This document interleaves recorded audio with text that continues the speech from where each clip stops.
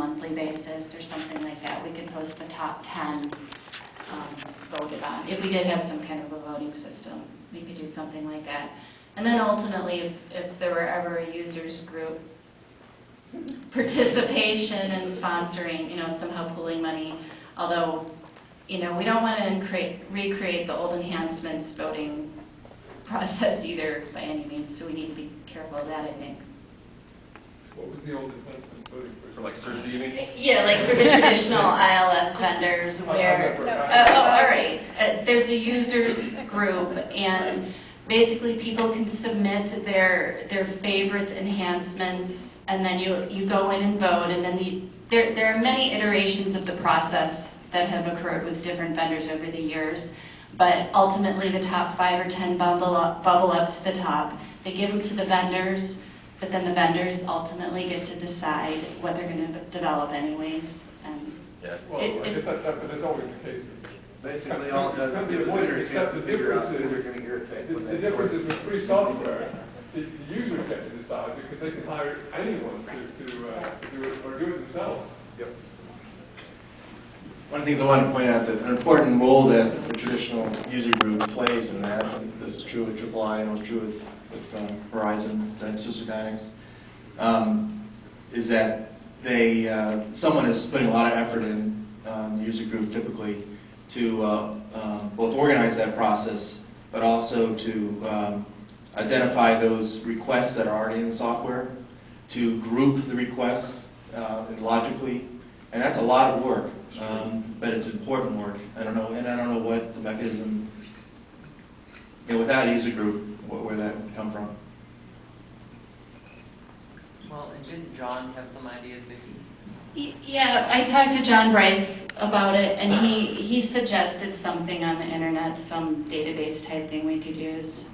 It just depends upon how complicated we want it to be. Like I said, we could create a Google Doc form very quickly with some categories on it, but it could not hold a lot of information. Well, there's in addition to the bugs.coa.org, there's wiki.coa.org, which you can use to organize things, refer back to the wiki where the bugs list might seem to be a little bit too flat. You can organize things quite well in the wiki. And one thing which is in need of enhancement, from my point of view, is that there's long been a thought about moving to MediaWiki, which is a lot of work since between and Dr. Wiki. It would work better for international organizations. For MediaWiki is the software which runs Wikipedia currently in Dr. Wiki, and I put in some work that no one had time to look at, enough time to look at and consider to try and actually make Dr. Wiki look like MediaWiki so that it functioned a little bit better on that level. Were you volunteering? I put in enough effort to volunteer. I did volunteer, but at some point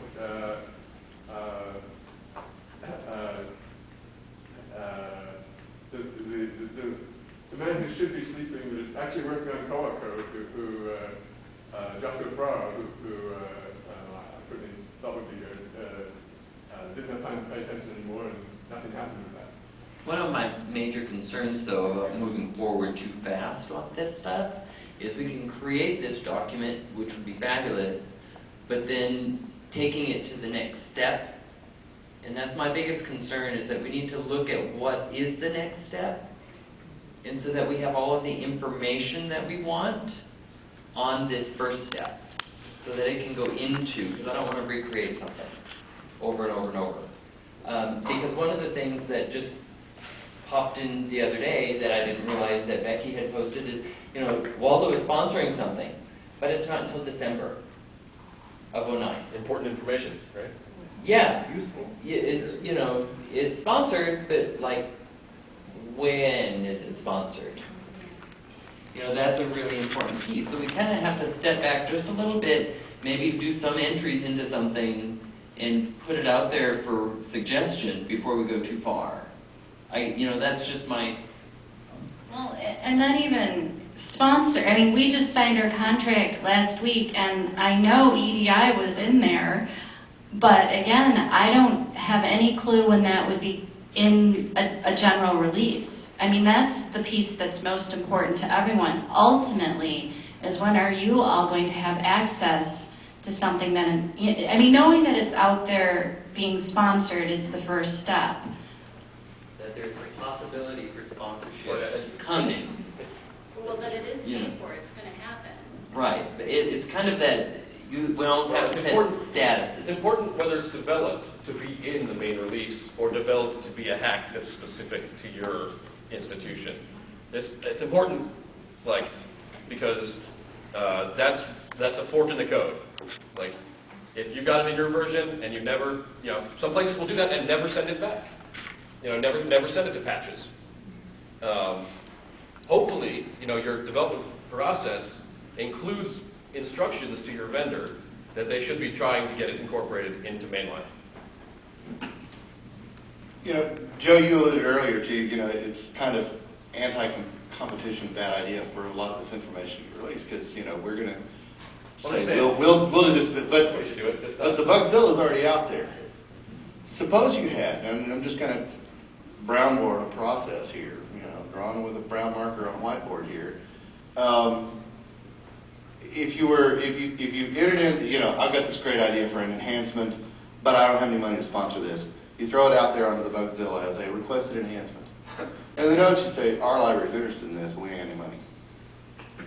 So DP ever says, well, I got a little money. I'd be interested in sponsoring that. And they indicate that interest and say, we want bids. Or we want to do that through, if they want to do it through some specific vendor because of their own relationship with that vendor, fine, go to them and find out how much it's going to cost. If they want to throw it out for competitive bid, say so. And put a deadline and say, we want to hear from you by these dates. Okay, and then each of us send you a number and say this is what's going to cost. And you decide the status changes on that to sponsor. And in the notes you say when. We're going to get this done by December.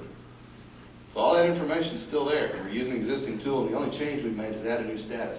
Sponsored. Not in development yet. We don't have code. We're not testing it yet, but it's been sponsored. Or it hadn't gotten there yet. It's an enhancement request. And in the notes, you can sit there and add notes about, my library would be interested in this. Here's some more detail about how we need it to work. So there's your technical details. Your subject is your one line. Yeah, I think that's great.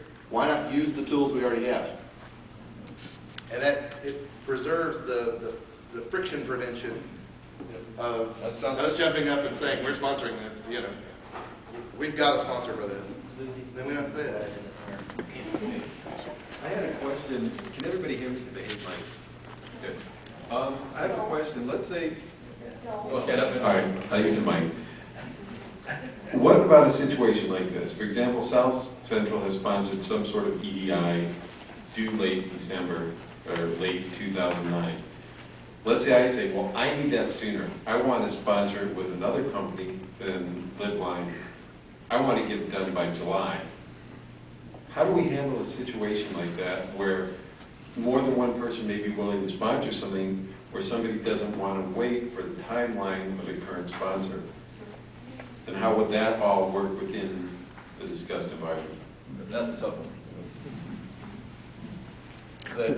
Ideally, Galen is the best to speak to this, so I'll defer. I think if you could get by the end of the year, you're doing dang good. Okay, we can do it once in a while, so it's not a problem.